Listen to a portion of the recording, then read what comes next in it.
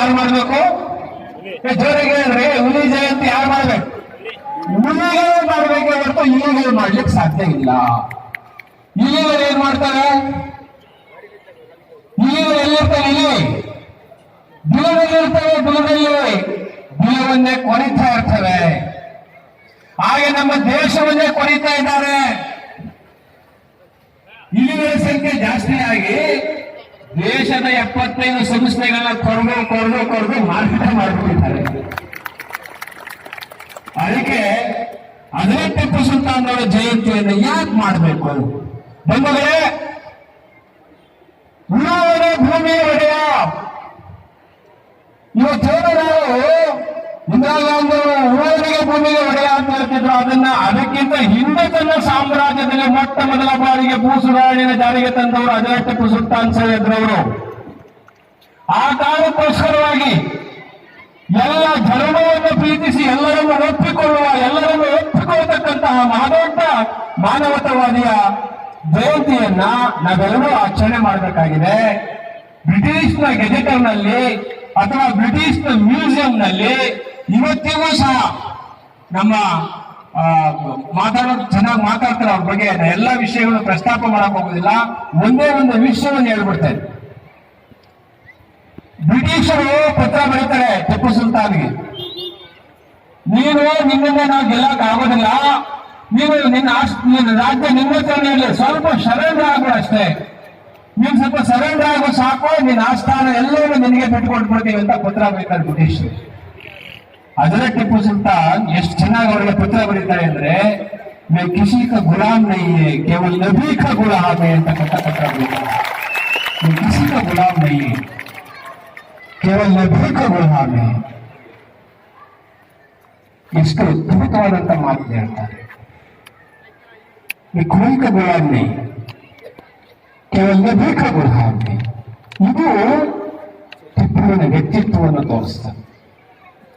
ಅಂತ ಒಬ್ಬ ಮಹಾನ್ ದೇಶಪ್ರೇಮಿ ಜಯಂತಿಯನ್ನ, ಅಥವಾ ರಾಷ್ಟ್ರಪ್ರೇಮಿ ಜಯಂತಿಯನ್ನ ನಾವೆಲ್ಲರೂ ಸೇರಿ ಸರ್ವ ಜನಾಂಗದ ಶಾಂತಿಯ ತೋಟ, ರಸಿಕರ ಕಂಗಳ ಸೆಳೆಯುವ ನೋಟ, ಹಿಂದೂ ಕ್ರೈಸ್ತ ಮುಸಲ್ಮಾನ ಪಾರಸಿಕ ಜೈನ ಉದ್ಯಾನ, ಜನಕನ ಓಲುವ ಘರಗಳ ಧಾಮ, ಗಾಯಕ ವೈದಿಕರ ಆರಾಮ, ಎಲ್ಲ ಜನರನ್ನು ಒಳಗೊಳ್ಳುವ ಈ ದೇಶದಲ್ಲಿ ಟಿಪ್ಪು ಸುಲ್ತಾನ್ ಅವರ ಚರಿತ್ರೆ ಯಾರಿಂದಲೂ ಉಳಿಸಲು ಸಾಧ್ಯ ಇಲ್ಲ. ಯಾರು ಟಿಪ್ಪುವಿನ ಇತಿಹಾಸವನ್ನ ತಿರುಗಲಿಕ್ಕೆ ಸಾಧ್ಯ ಇಲ್ಲ ಅಂತ ಅದ್ಭುತವಾದಂತಹ ರಾಷ್ಟ್ರಪ್ರೇಮಿ, ದೇಶಪ್ರೇಮಿ ಟಿಪ್ಪು ಸುಲ್ತಾನ್ ಜಯಂತಿಯನ್ನ ಇವತ್ತೇನು ತನ್ವೀರ್ ಶೇಟ್ ಸಾಹೇಬರು ಮತ್ತು ಎಲ್ಲರೂ ಸಮ್ಮುಖದಲ್ಲಿ ನಾವು ಆಚರಣೆ ಮಾಡ್ತಾ ಇದ್ದೀವಿ. ಬಂಧುಗಳೇ, ನೀವೆಲ್ಲ ಅರ್ಥ ಮಾಡ್ಕೋಬೇಕು, ಇವತ್ತಿನ ಪ್ರಜಾಪ್ರಭುತ್ವ ತುಂಬಾ ಅಪಾಯದಲ್ಲಿದೆ.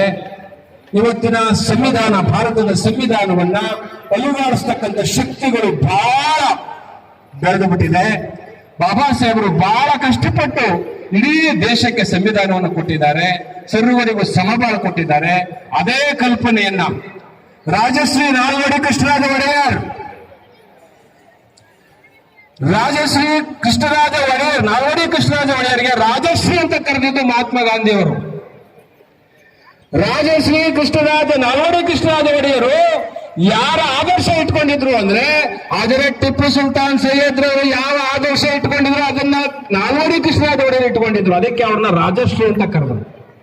ಮೊಟ್ಟ ಮೊದಲ ಬಾರಿಗೆ ದಲಿತರಿಗೆ ಭೂಮಿ, ದಲಿತರಿಗೆ ಸೈನಿಕ ಹುದ್ದೆಗಳು, ತನ್ನ ಆಸ್ಥಾನದಲ್ಲಿ 8 ಜನ ಬ್ರಾಹ್ಮಣರು ಮಂತ್ರಿಗಳು.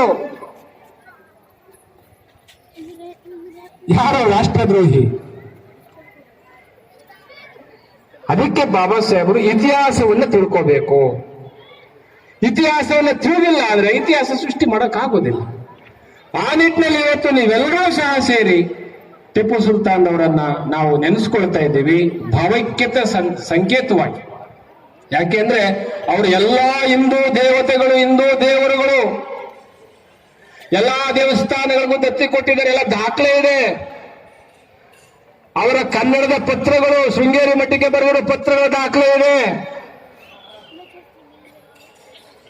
ಇದೆಲ್ಲವನ್ನು ಹೇಳ್ತಾರೆ ನಮ್ಮ ಉಪನ್ಯಾಸಕರು ಬಂದಿದ್ದಾರೆ. ಕೊನೆಯದಾಗಿ ನಾನು ಕೇರಳದ ಕೇರಳದ ಮಲಬಾರ್ನಲ್ಲಿ ದಲಿತ ಹೆಣ್ಣು ಮಕ್ಕಳು, ಹಿಂದುಳಿದ ಹೆಣ್ಣು ಮಕ್ಕಳು, ಒಬಿಸಿ ಹೆಣ್ಣು ಮಕ್ಕಳು ರವಕೆ ಬ್ಲೌಸ್ ಪೀಸ್ ಅನ್ನು ಹಾಕಂಗಿರ್ಲಿಲ್ಲ. ತಿರುವಾಂಕೂರ ರಾಜ ಆದೇಶ ಮಾಡಿದ್ದ. ಟಿಪ್ಪು ಸುಲ್ತಾನ್ ಸೈಯದ್ರನ್ನು ನೋಡಿ ಕೂಡಲೇ ಇಮ್ಮಿಡಿಯೇಟ್ ಆಗಿ ಇಂಥ ಅಸಹ್ಯವಾಗಿ ಹೆಣ್ಣು ಮಕ್ಕಳನ್ನು ನಡೆಸ್ಕೊಡ್ತೀರಾ ಅಂತ ಹೇಳಿ ಕೂಡಲೇ ಆದೇಶವನ್ನು ರದ್ದುಪಡಿಸಿ ಅವರಿಗೆಲ್ಲ ಬಟ್ಟೆ ಹಾಕ್ತಕ್ಕಂಥ ಶಾಸನವನ್ನು ಮಾಡ್ತಾರೆ ಟಿಪ್ಪು ಸುಲ್ತಾನ್. ಯಾಕೆ ಟಿಪ್ಪು ಜಯಂತಿ ಮಾಡ್ಬೇಕು ನಾವು? ಈ ರೆಸ್ಪೆಕ್ಟ್ ಯೂನಿನಿಸಮ್, ಗಿವ್ ದಿ ಈಕ್ವಾಲಿಟಿ, ಆ ಕಾರಣಕ್ಕೋಸ್ಕರ ನಾವು ಟಿಪ್ಪು ಜಯಂತಿಯನ್ನು ಆಚರಣೆ ಮಾಡಬೇಕು. ಯಾರನ್ನು ಓಲೈಸಕ್ಕಲ್ಲ. ಟಿಪ್ಪು ಸುಲ್ತಾನ್ ಮತಯಂತ್ರ ಅಲ್ಲ, ಓಟಿಗೋಸ್ಕರ ಟಿಪ್ಪು ಸುಲ್ತಾನ್ ಬೆಳೆಸ್ಕೊಳ್ಳೋದಲ್ಲ.